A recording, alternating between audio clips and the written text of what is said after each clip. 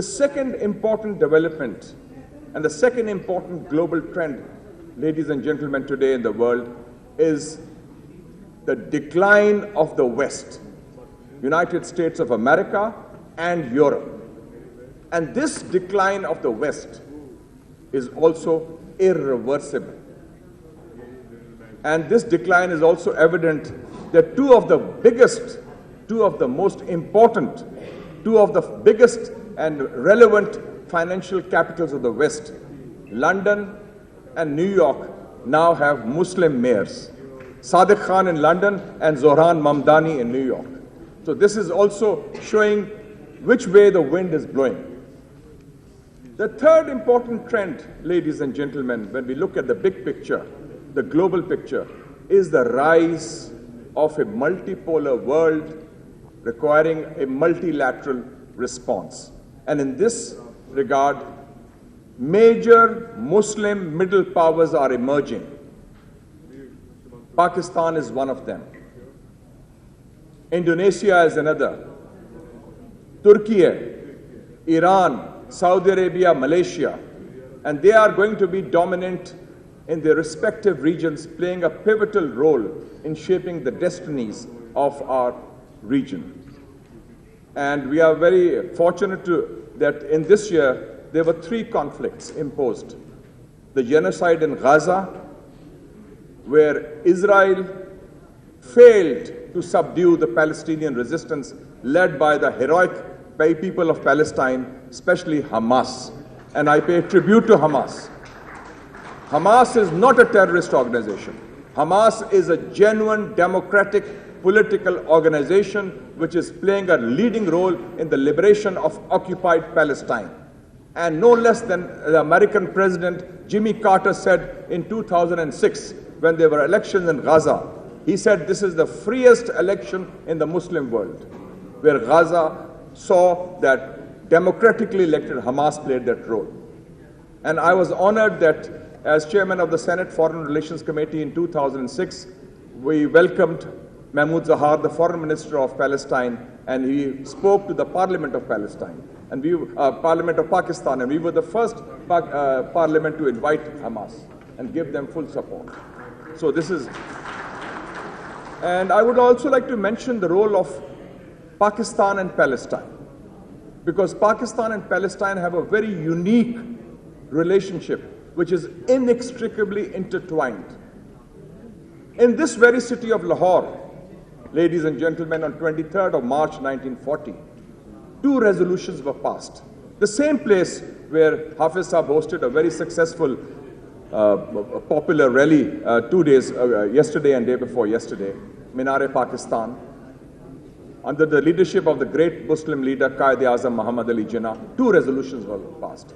One seeking the right of self-determination of the Muslims of India, which led to Pakistan. The second, the right of self-determination of the people of Palestine, seeking an independent Palestine state. 23rd March 1940. And ladies and gentlemen, when Pakistan came into being on August 14, 1947, the first letter written by the Governor General, the head of state of Pakistan, Quaid-e-Azam Muhammad Ali Jinnah, to any foreign leader was a letter from him to President Harry Truman on 13th December 1947, opposing the state of Israel, and that should not be created. We were the first to speak up on that. And I would like to mention Pakistan is the only non-Arab country which has taken part in 2 Arab-Israeli wars. 1967 Arab-Israeli war, the June War they call it. Our group captain, Saif al-Azam, fighting for the Jordanian Air Force, shot down 2 Israeli planes. October 1973, the Ramazan War, or they call it the Yom Kippur War, or the October War. Our pilot, Group Captain Sattar Alvi, fighting for the Syrian Air Force, shot down 2 Israeli planes. So we have taken active part in that. And in 1974, in this city of Lahore, at the Special Islamic Conference, hosted by King Faisal Shahid of Saudi Arabia and Mr. Bhutto of Pakistan, they recognized the PLO as the sole legitimate organization of the people of Palestine for the first time, before the Arab League summit even. So Pakistan has this history. And in 1982, in the Battle of Beirut, when the Palestinians were being evicted from Lebanon, 3 countries offered troops to the Palestinians: Pakistan, Iran, and Algeria. So our history is very much there. That is why we in Pakistan have grave reservations on Resolution 2803, which has been passed by the UN Security Council, that the basis should be, and I appeal to the group of 8, which includes Pakistan and Indonesia and Turkey and other countries, as well as China and Russia, that the basis of enduring, lasting, just peace in the Middle East has to be an independent, sovereign state of Palestine with Jerusalem as its capital. Nothing short of that will be acceptable to the people of Palestine and to the world at large. Finally, ladies and gentlemen, we look ahead. What are some of the key challenges?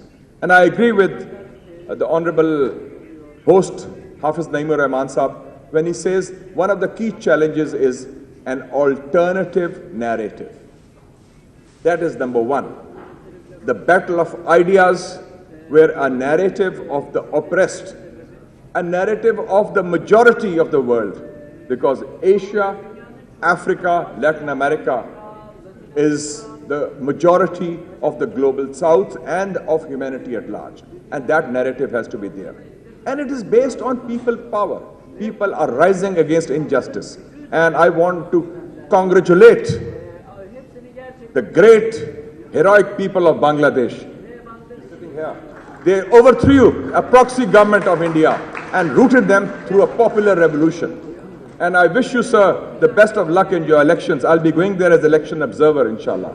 And I have myself studied in Dhaka, and I speak Bengali. Kemonason to bhalo, apnar bari kothay. Shangram, shangram, cholbe, cholbe. Mashallah. So, we have this thing. The second challenge, ladies and gentlemen, is the emergence of a very dangerous axis. Indo-Israel axis. Both are expansionist states, India and Israel. Both are racist, both are fascist. And both one talks of Eretz Israel, Greater Israel.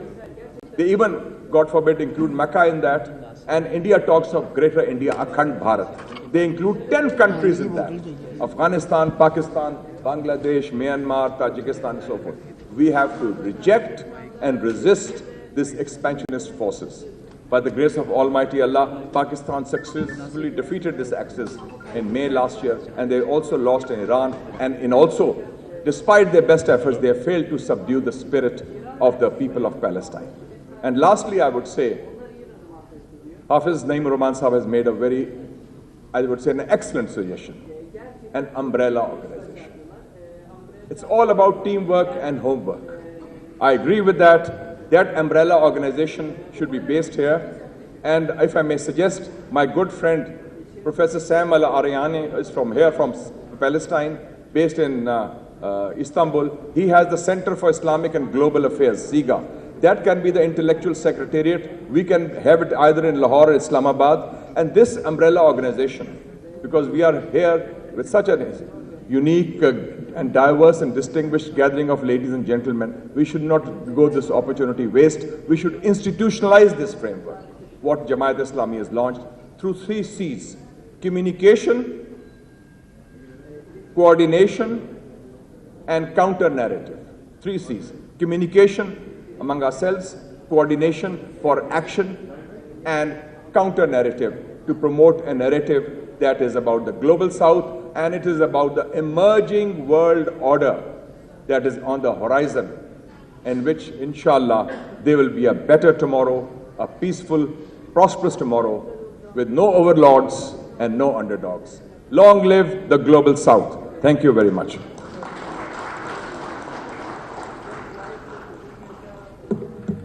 Thank you very much, Senator Mushahid.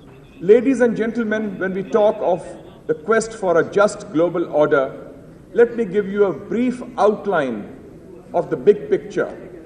What are some of the key global trends shaping the future destiny of humankind? I would say there are three trends which are relevant for us today. Number one, the global balance of economic and political power is shifting inexorably, inevitably from the West to the East.